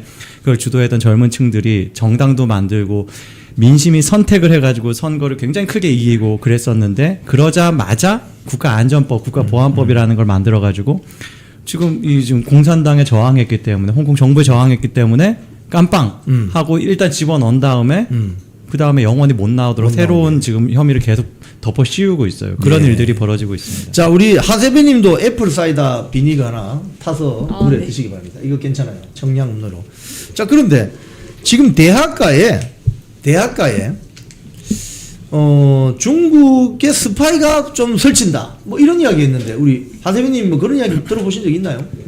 네. 이미 우리나라뿐만이 아니라 미국에서도 문제가 되어서 뭐 추방까지도 이어졌던 내용인데요. 예. 또 재미있는 이야기가 있어서 하나 가져왔는데 창원대 에브리타임에 올라온 이야기예요. 창원대학교 에타. 이제 대학생들 커뮤니티에 올라온 내용인데 예. 이제 이중 언어 학과에 입학하는 외국인 학생의 그 전형에서 예. 한국어 능력을 검증하지 않아도 되는 그런 전형이 있더라고요. 그래서 이것이 간첩을 양성하는 거 아니냐 뭐 이런 의혹으로 에타에 글이 올라왔었어요. 아니 그러면 한국말을 못하는데도 그렇죠. 한국 대학에 온다. 그쵸.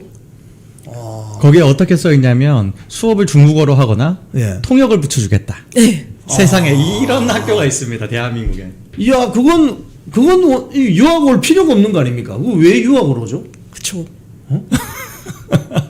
그게 언제부터? 거기에 굉장히 이제 중요한 함의가 있는데 예. 굳이 학문을 수학할 이유가 없는데 거기를 선택한다? 그 자체가 사실 그렇거든요. 중국에서는 해외로 나가는 걸 굉장히 강하게 통제하던 시절이 있었습니다. 그런데 어느 순간 그걸 풀었는데 푼다고 해서 자유롭게 나가는 게 아니에요. 다 통제를 받습니다. 예. 공산당이 사상적으로 여전히 우리 쪽에 있는지 뭐 이런 것들을 다 통제를 해가지고 보내거든요. 그런 면에서는 가서 자발적으로 혹은 지시를 받아서 간첩 행위를 할 만한 사람들, 그런 사람들한테는 거기는 아주 그냥 열린 문이죠. 그렇군요. 그런 또 기사가 있었군요. 저도 한번 관심을 가지고 보겠습니다. 지금 아까 미국 의원들 하원 의원 43명이 이 지금 이재명 정부가 중국에 굉장히 이익을 주는 쪽으로 간다 라면서 이재명 정권을 비판하는 그런 기사들이 나오고 있는데, 이재명 정권이 친중으로 갈 거라고 보십니까? 저는 뭐 한편으로는 차라리 친중으로 더 세게 가서 국민들이 좀 깨어나는 계기가 되었으면 하는 마음도 한 구석에 있긴 있지만요. 네. 그래도 나라를 위해서 친중은 최대한 밀어줬으면 하는 마음도 동시에 있고 좀 양가 감정이 듭니다. 지금 사실 그 9월 3일 날 전승절, 인민해방군 전승절 기념일 날 지금 중국 정부가 이재명 정부를 좀 초청했다는 거 아닙니까? 그 갈 것 같습니까? 안 갈 것 같습니까? 이재명한테는 별로 선택의 여지가 없을 것 같아요. 왜냐하면 외교적으로 포인트를 못 따고 있잖아요. 예. 기본적으로 지금 트럼프랑 잘 해가지고 뭔가 그림을 만들고 싶어서 G7도 무리해서 가면서 비행기에서 막 조율하고 있고 그랬는데 아무런 성과가 없지 않습니까? 그리고 거기에 대한 후폭풍이 크기 때문에 뭐라도 외교적으로 지금 포인트를 따야 된다라고 할 때 좌익 진영은 그래도 중국하고 뭔가 관계가 좋다라고 하면은 찬양을 해줄 거거든요. 그런 그림을 만들려고 할 것 같아요. 이재명은 시진핑 전승절에 옆에 가가지고 서는 게 여러 가지 다양한 함의가 있겠습니다만 본인 스스로는 아마 에이펙에 시진핑이 옆에 서게 하려면, 그러니까 시진핑이 대한민국에 들어오면 그게 굉장히 의미가 크지 않습니까? 그 그림을 만들려면 이건 해야 되겠다라고 아마 그걸 트레이드로 삼을 수도 있습니다. 그런데 미국은 그렇게 안 보죠. 왜냐하면 전승절이라는 건 중국이 미국한테 이겼다라는 개념을 자기 인민들한테 학습시키기 위한 건데 거기에 중국과 싸웠던 대한민국 대통령이 거기 가 있다. 그거 지금 박근혜 대통령이 과거에 했을 때는 의미가 달라요. 그때는 북한에 대해서 북한 핵 문제를 지금 중국이 잘 해결해 달라라는 의미로서 외교적 수를 둔 것이라면 지금은 그냥 아무 실익 없이 시진핑에게 말하자면 자기가 얘기한 가랭이 사이로 긴다는 표현을 했었거든요. 품에 안기는 거죠. 트럼프 가랭이를 기겠다라고 했는데 일단 시진핑 가랭이 먼저 기는 겁니다. 그러면 트럼프 대통령은요 가랭이를 안 열어줍니다. 그렇군요.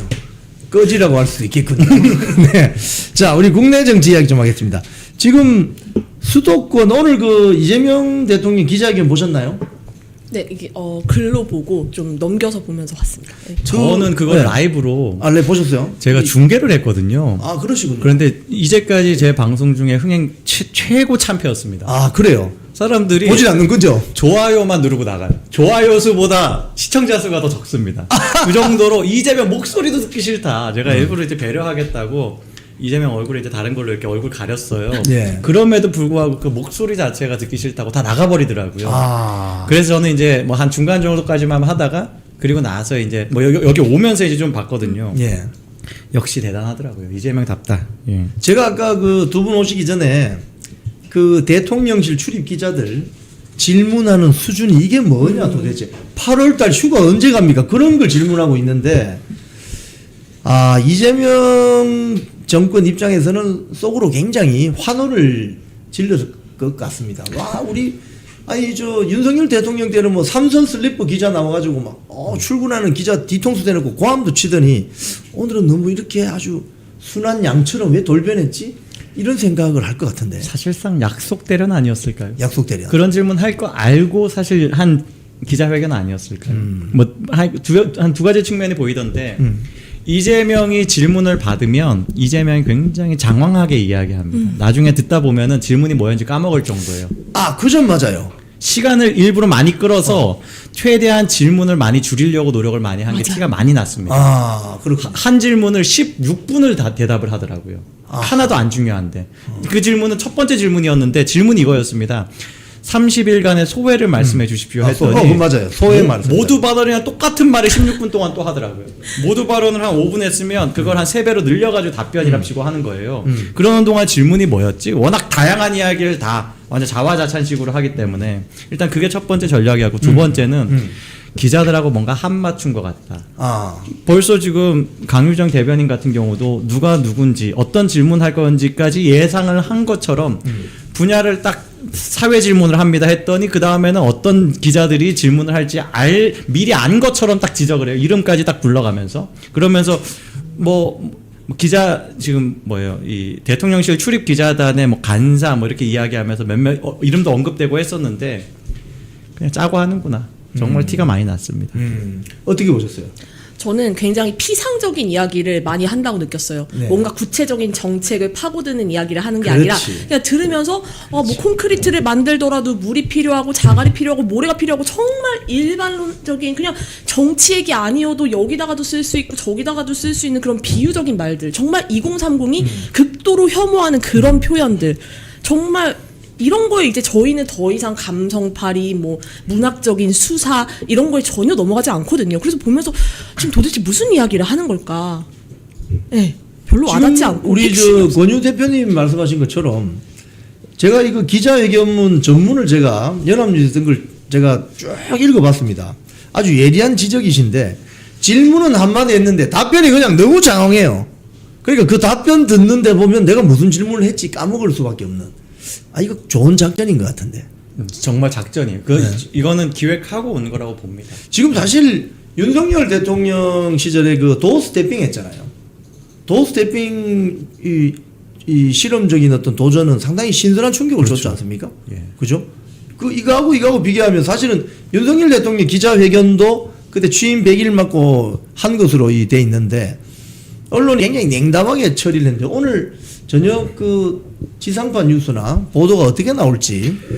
이제 방금 아까 말씀하셨던 뭐 휴가 얘기 예. 이 질문이 정말 참 보기 더 나빴던 게 뭐냐면 제가 참 욕설하고 싶은데 잘 참았습니다.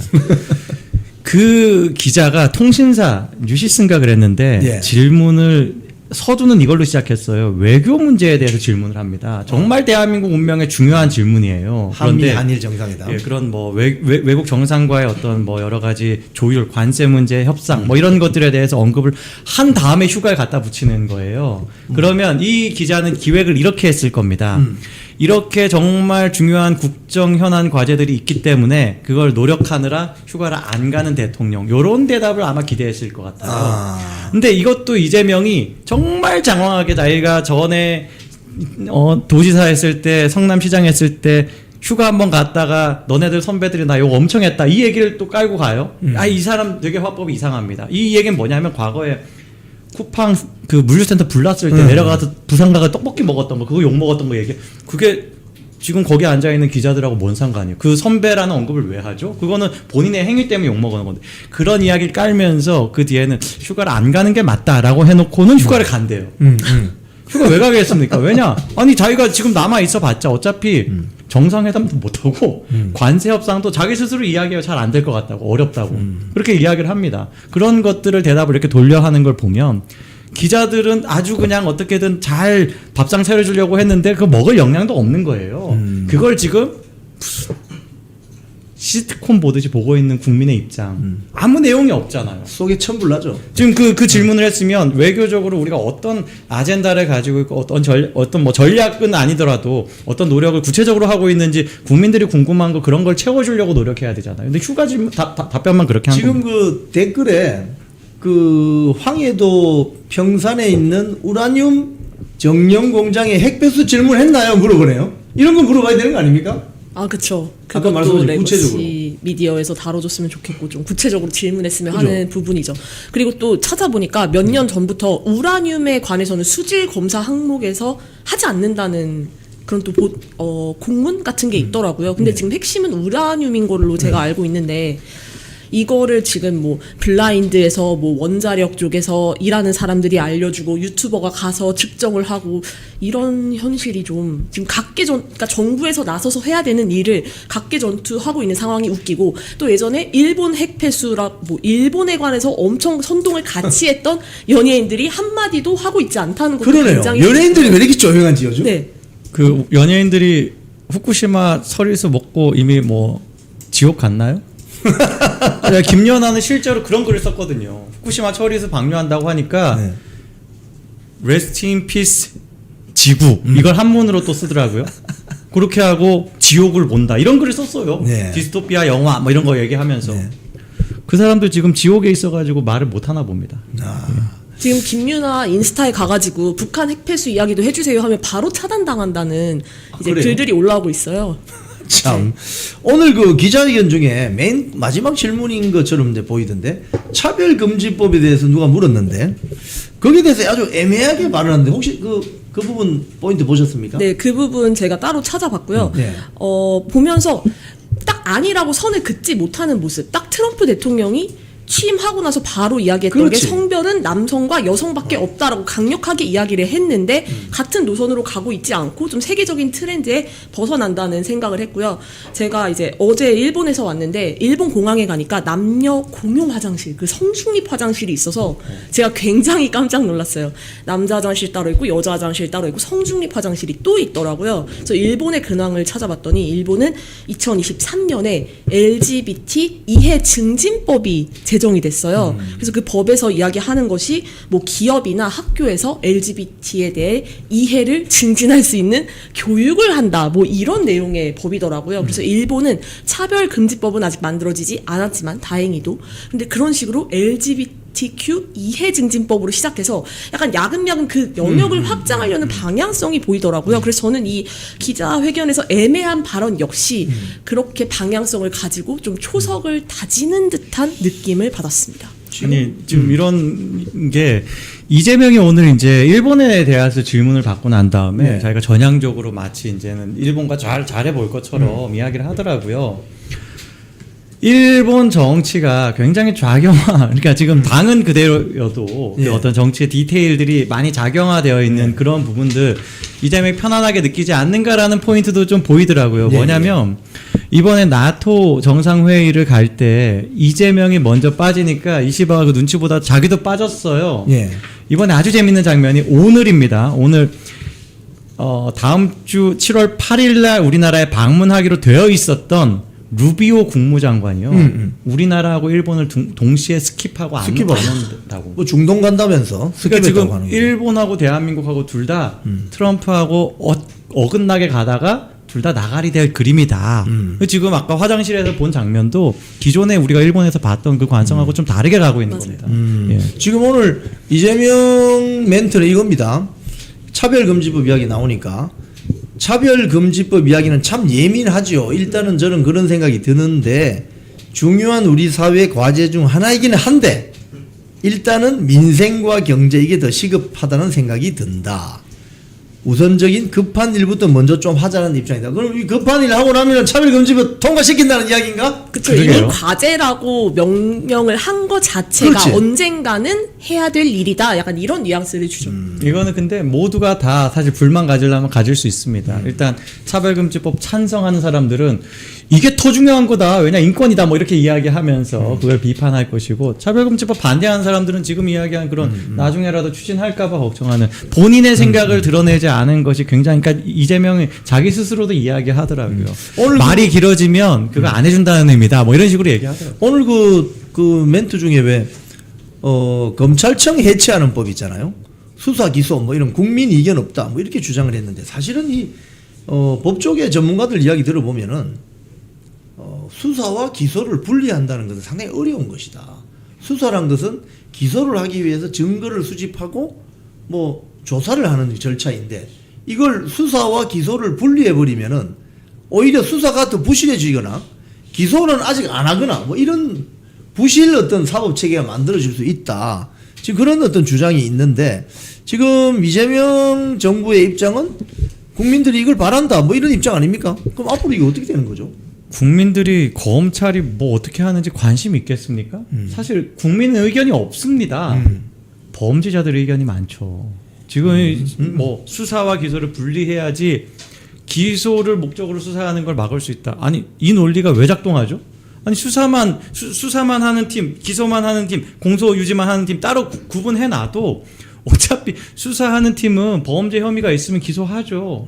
그 목적은 바뀔 리가 없어요. 그러니까 지금도 그 수사를 한 검사가 공소 유지하지 않아요. 그렇게 분리해 놨어요 이미.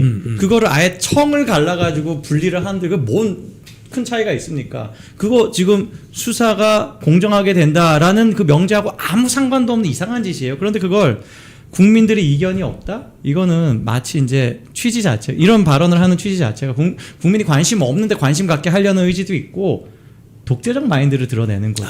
독재자들이 다 똑같습니다. 국민들이 원한다. 그 나치도 국민들이 원하기 때문에 이렇게 한다라고 하면서 그 악행들을 다 한 거 아닙니까? 지금 뭔가 좀 연성 파시즘 체제로 가는 거 아닌가 이런 우려가 있는데 자 오늘 우리 두 분 모시고 좋은 말씀 많이 나눴습니다. 근데 하다 보니까 부동산 얘기를 안 해버렸네. 아 부동산 이야기 한번 조금 할까요? 우리 사실은 이 6억 대출 규제를 하게 되면은 네. 수도권에서 현금 가진 사람들만 집을 살 수 있는 거 아닙니까? 그럼 이렇게 되면 저 신혼 부부들이나 2030 청년들 언제 집 사죠? 그거를 이제 분리해서 이야기하면서 그건 어차피 부자들만의 일이지 부자들만 지금 손해 보는 거지 신혼부부나 뭐 서민들은 괜찮다라고 이야기하는데 이번에 보면은 디딤돌 대출이라든가 신혼부부 뭐 대출 특혜라든가 이런 거 전부 다 1억씩 깎였어요. 그러니까 지금 그 사람들도 말하자면 이제 그 수요 억제를 하겠다고 하면서 부당하게 불이익을 준 겁니다. 그러니까 지금 이 이재명 정권, 문재인 정권과 다를 바 없는 게 표현이 이렇습니다. 이번에 대출 정책한 거는 맛보기에 불과하다. 엄청나게 많은 뭐가 있냐? 수요 억제책이 있다는 거예요. 근데 수요 억제책이라는 거는 수요가 지금 잘못된 수요라는 뜻이잖아요. 사람들이 더 좋은 집을, 더 좋은 동네에 더 좋은 집을 원하는 것 자체가 지금 나쁜 탐심이야, 탐욕이야 이렇게 지금 규정을 하는 거예요. 그 바이어스가 작동하는 거죠. 그러니까 그런 관점이기 때문에 결국에는 국민들 더 불행하게 하고 정권 지지율도 더 나락갈 수밖에 없겠다. 그 길이 보였습니다. 근데 결국 저렇게 되면 소위 말해서 새 집에 대한 욕구나 수요는 더 폭등할 것이고 집값은 오를 것이고 그렇죠. 그러면 서울 같은 경우 강남을 중심으로 또 확산될 텐데 우리 부동산 대책 우리 하세빈님 잘 되고 있나요? 전혀 잘 되고 있지 않고요. 저는 이게 좌파 커뮤니티에서는 도대체 어떤 반응을 할지 되게 궁금했어요. 예. 그래서 파리쿡이라고 좀 보통 맘카페보다는 조금 더 연령대 있는 여성분들이 그리고 좌파들이 모여 있는 이제 카페에서 여론을 보다가 굉장히 신선했던 게 그 사람들이 부동산 정책이 잘못됐다는 걸 알고 있고 네. 이것으로 인해서 부동산 값이 오를 것이고를 다 잘 알고 있더라고요. 근데 거기는 우파 관련된 글을 쓰면 굉장히 댓글에서 좀 비난을 많이 받고 그런 커뮤니티에서조차도 부동산 정책은 잘못됐다는 것을 인지하고 있다는 거. 근데 왜 찍어요? 그러니까요.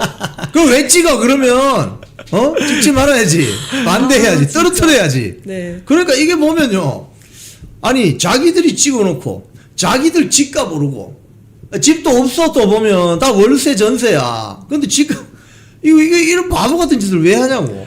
예, 그 사람들 하는 얘기가 뭐 이번 상법 개정도 마찬가지 뭐 다른 이제 세금 제도도 부자들 걱정을 왜 서민이 하냐라고 이야기를 합니다. 그런데 지금 말한 이런 것들이 가장 어떻게 보면 삶을 뒤흔드는 계층이 서민일 수밖에 없어요. 그러니까 부자들은 집을 사도 되고 안 사도 되는 사람들입니다. 근데 서민들은 집이 없고 꼭 가지고 싶잖아요.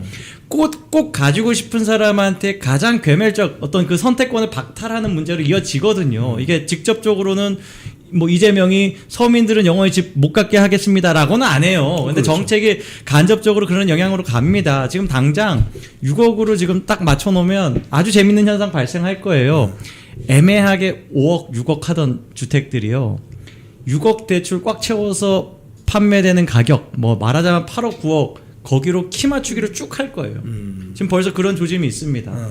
뭐 수도권에 뭐 아주 좋은데 아닌 약간 뭐 한 2급지 정도 되는데 그런 곳들은 이제까지는 별로 수요가 없었는데 갑자기 매물 싹 사라지고 갑자기 수요가 늘어나고 갑자기 사람들이 이렇게 이야기해요. 여기는 가성비가 있네요라고 이야기합니다. 가성비가 있네. 그 말 하면 이미 늦은 거예요. 그 매물 지금 네이버 부동산에 올라온 그 매물들은요 그 가격에 안 팔 겁니다. 결국 키 맞추기 되는 거예요. 자, 우리 오늘 참 이런 이야기하면 참 역설적인 현상인데 대선 전에 25만 원 뭐 개인당 25만 원이 신사임당 5장 흔들면서 사실상 그 거의 뭐 매표 행위하는 듯한 그런 선거 운동이 이루어졌는데 그 추경을 해서 이제 그 뭐 상품권 쿠폰으로 지급하기 시작하면 장기적으로 국민들이 인당 45만 원씩 빚을 져야 된다는 거 아닙니까? 이런 바보 같은 짓이 어디 있습니까? 국민들이 현명하지 못하면 가장 저질스러운 정치 세력에게 지배당한다. 이런 격언이 생각납니다. 자, 오늘 두 분 대담 맛집에서 한마디씩 해주십시오. 하세민님부터. 네. 한 달이 지났다고 하는데 네. 체감상 한 달보다도 이게 문재인 때랑 또 다른 한 달이었어요. 너무 막 그냥 차라리 뭐 일 잘한다, 뭐 일한다 이런 이미지를 만들려고 하는데 차라리 일을 안 하는 게 국익에 도움이 되지 않을까 저는 요즘 이런 생각하고 있습니다. 네. 다음 주에 올 때 또 얼마나 많은 악행들이 쌓여 있을지 네 알겠습니다. 걱정되네요. 예, 대표님. 대표님 시간 너무 짧아요. 아니 이렇게 욕할 게 많은데 이렇게 짧게 해야 됩니까? 좀 저희 시간 좀 배려해 주시고요. 알겠습니다. 예. 네. 뭐 그 이재명이 국민을 얼마나 개돼지로 낮게 보는지를 느끼겠더라고요. 예. 아까 이야기했던 그 지역 화폐 소비 쿠폰 이야기하면서 뭘 얘기했냐? 이걸로 아마 소고기를 사 먹을 겁니다. 이거 정말 국민들이 듣고 끄덕거릴 사람 없어요. 전부 다 속에 뭐 심지어 지지하는 사람도 저 말은 실언이야라고 느낄 겁니다. 소고기는 사람들이 개그 소재로 삼아요. 돈이 생겼다. 뭐 하겠노? 소고기 사 먹겠지. 이게 유행어였어. 이게 유행어였어. 그 유행어가 나왔던 것도 10년이 넘었습니다. 15년이 넘었거든요. 그러니까 지금 국민들이 아주 그런 얄팍한 메뉴 투정이나 하고 있는 그런 초등학생 같은 마인드로 지금 정치를 바라볼 거라고 느끼는 게 이재명이기 때문에 절대로 이 국민들의 고도화된 이 대한민국 사회 복잡한 질서에 이 수준 높은 국민들을 만족시킬 수가 없다. 그래서 결국 이재명 정권 망한다 확신을 하게 됐습니다. 아니, 말 나온 김에 제가 질문을 조금만 더 드려볼게요. 네. 지금 그 오늘 저 뉴스 아이템 중에 이런 게 있어요. 부산에 해양수산부를 이전하겠다고 민주당이 아젠다를 만들었었습니다. 그런데 부산의 해운대구의 민주당 구의원이 해양수산부 부산 이전 찬성한다 이랬더니 국민의힘 구의원들이 그걸 또 반대하는 그런 총극이 빚어졌습니다. 그래서 아젠다 선점에 실패하면은 저렇게 당한다. 어떤 그런 생각이 드는데 지금 사실 그 8월 중순에 지금 국민의힘 전당대회가 다가오고 있지 않습니까? 어떤 사람이 당대표 되는 게 대한민국을 위해서 좋을까요? 제가 먼저 할까요? 예. 전략이 필요합니다. 방금 네. 말씀하신 것처럼 아젠다 선점이 중요한데 부산 지역 관련해 가지고 우리가 아젠다 선점하고 있는 이슈가 있었어요. 바로 산업은행 이전입니다. 산업은행 이전이 가지고 있는 여러 가지 효과가 있고 이미 어떤 그 지역 주민들하고 많이 교감이 이루어진 바가 있거든요. 산업은행 이전한다 그랬을 때 그걸 반대하는 민주당 입장이 그거 서울에 있어야지 경쟁력 있지라는 이야기까지 나올 정도였습니다. 그게 바로 뭐 지방 분권을 위해서 우리나라의 많은 이제 기업과 기관들이 지방으로 내려가야 된다라는 그 논리를 반대하는 우파들의 논리였거든요. 말하자면 그런 이슈에서 좌파들이 자기도 모르게 자기 어떤 제일 중요한 아젠다를 훼손하기도 하는 거예요. 그런 거 가지고 싸워야 되는 거예요. 그러니까 해수부라든가 뭐 H&M 같은 거 이야기할 때 H&M 같은 경우는 심지어 민간 기업 아닙니까? 그렇죠. 거기에 심지어 노조는 여전히 반대하고 있고 그런데 이재명은 노조가 이미 합의했다라는 식의 사실상 사기친 거죠. 선거 기간 동안에 그런 일까지 벌이지 않았습니까? 그런 것들을 파고 들어가기에는 오히려 이 산업은행 이전 같은 이슈를 다시 꺼내는 게 굉장히 좋아요. 그리고 그런 걸 하면 뭐가 되냐면 지금 다른 지역이 보기에는 부산만 배불러 보이거든요. 그렇지. 이번에 광주 가서 난리가 났습니다. 네. 광주 공무원들이 자기 그 사내망에 이재명이 왔는데 이재명이 이렇게 지금 이재명을 지지하는 사람들한테 선물도 안 주고 혼만 내고 갔다. 심지어 강기정은요 울면서 내가 너무 막 부족하다, 뭐 잘못했다, 뭐 이러면서 그 자괴감까지 느껴가면서 막 그런 모습까지 보였거든요.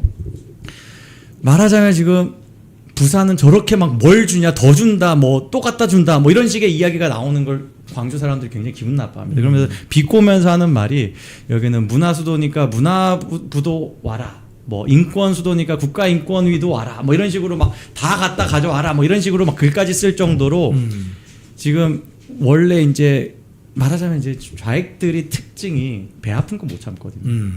내가 조금 못나도 다른 애들이 같이 못나면 괜찮아. 근데 다른 애들이 뭔가를 받는다 그러면 그게 막 화나는 겁니다. 그런 부분이 자극되도록 국민의힘이 전략을 잘 짤 수 있어요. 그런 사람이 당을 이끌어야 된다라는 생각이 듭니다. 어떻게 보십니까? 자기 당대표 선거가 이루어지는데 지금 여러 사람들이 하마평에 오르잖아요. 좀 쓸만한 후보가 있습니까? 보시기에? 저는 어느 정도 공격성이 있는 후보가 당선되었으면 좋겠습니다. 네. 근데 정확하게 공격을 할 수 있는 사람이요. 네. 그래서 좀 국민들에게 이게 잘못됐다고 딱 선점할 수 있는 아까 말씀하신 대로. 네. 지금 사실 국민의힘 보면 또 뭐 어젠가요 또 사과하던데. 사과했어요. 왜 사과를 하죠 자꾸? 뭘 사과하는 거죠 지금? 계속 더 지고 싶은가 봅니다. 사과 장사를 하려나? 아, 사과는 애플 사이다 비니거죠.